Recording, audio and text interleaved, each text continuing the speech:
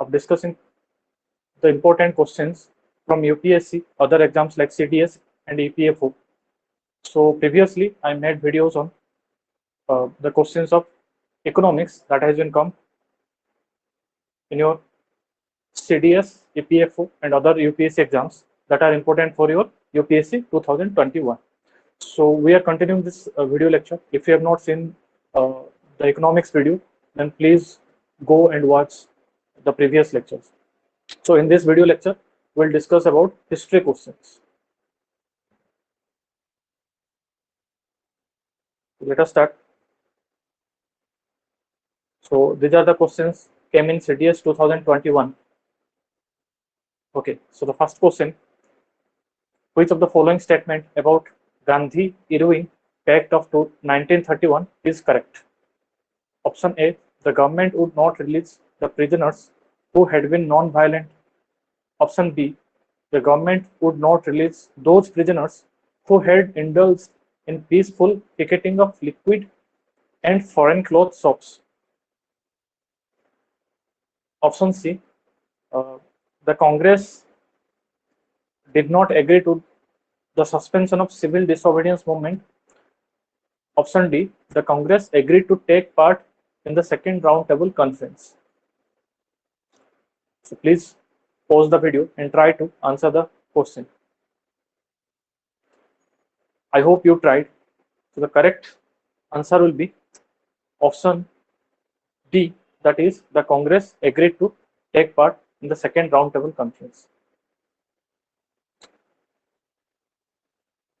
Okay, so the Gandhi-Irving Pact, that is known as Delhi Pact, was signed on 5th March 1937 in the background of civil disobedience movement. So what they have agreed in this pact was, in this pact, Gandhi agreed to suspend the civil disobedience movement that he had started.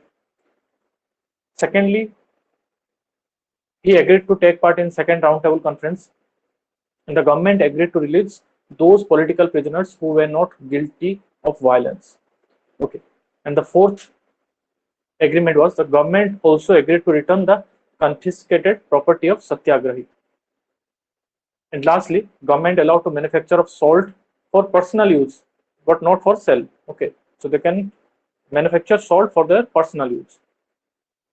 And Congress ratified this in this agreement in its Karachi session, that is special session of Congress that was held on 26th to 29th March. So if we consider these four options, then option D is the correct answer. I think UPSC also asked this similar kind of question in 2020. Okay. Second question, who among the following founded the Bhil Sabha Mandal in 1922? Option A, Dayaram Gidumal. Option B, Guru Sahadas Datta. Option C, Dhondo Kesav Karve.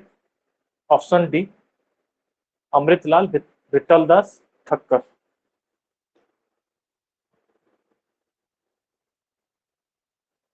And the correct answer is option number D, that is Amritlal Vittal Das Thakkar, or he is also known as Thakkar Bappa.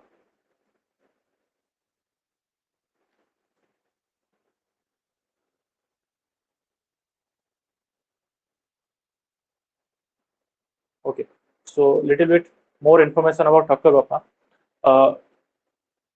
Amritlal Vittal Das Thakkar, also known as Thakkar Bappa, born in Bhavnagar, Gujarat. He worked for upliftment of tribal people in Gujarat and became the part of Servants of Indian Society, which was founded by Gokhale. And he also founded Bhil Sabha Mandal, Bharatiya Adim Jati Sevak Sangha. And he was the General Secretary of Harijan Sevak Sangha, which was founded by Mahatma Gandhi. Okay, so the correct answer is Amritlal Vittal Das Thakkar.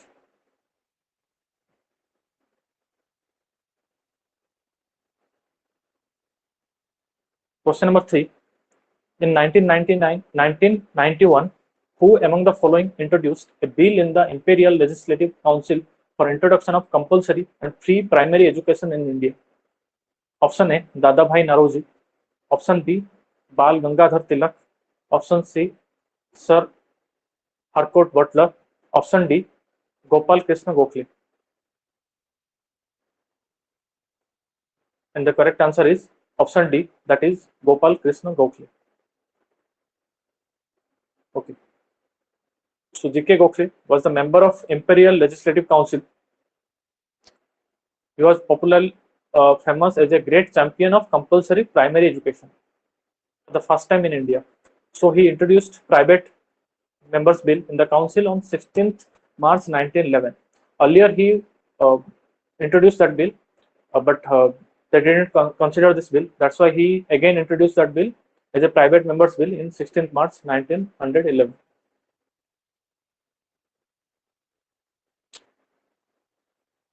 Question number 4.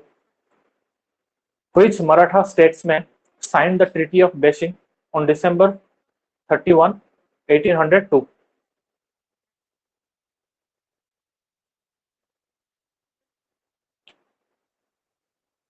The correct answer is Bajirao II.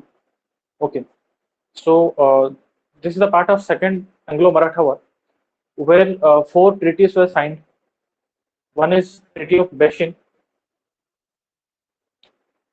that was between Bajirao II and British, and Bajirao II sought treaty with British for the protection. And second is Treaty of Surji Anjan Gaon, that is between Sindhia and British, and third is Treaty of Devgaon, which was signed between Bhosle and East India Company, and the fourth one is Treaty of Rajghat. Okay, Treaty of Rajghat, which was signed between Holkar and East India Company. So these were the 4 treaties which were signed between Marathas and East India Company. But the Treaty of Beijing was signed between Bajirao II and East India Company.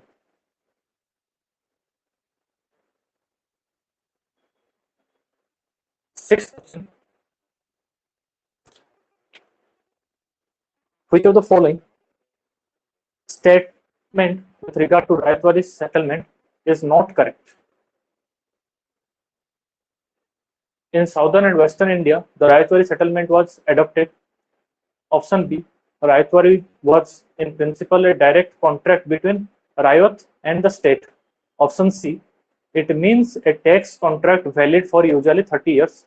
And option D, in principle, it strengthened the former elite Jamindar and weakened the peasantry. So the correct answer is option D. So option D is not correct. So actually this Rayatwari system was introduced by Thomas Munro and Alexander Reed in Madras